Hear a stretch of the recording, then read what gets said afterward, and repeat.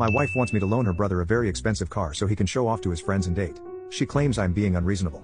What are your thoughts and solutions on this? My wife and I have gotten into a massive argument about this. We left the house this morning, still very annoyed with one another. My dad is rich. That's the bluntest way I could possibly put it.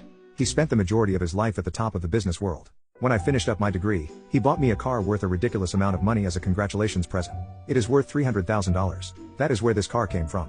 My wife's brother, Rob 16, has a school dance coming up when they all return to school in a couple of weeks. It's a fall formal.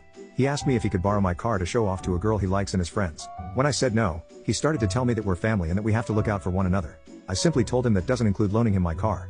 I tried to come to a compromise and said that I would drive him. That wasn't good enough for him. If you ever wanted to see what a teenager having a full-blown tantrum looked like, this was it.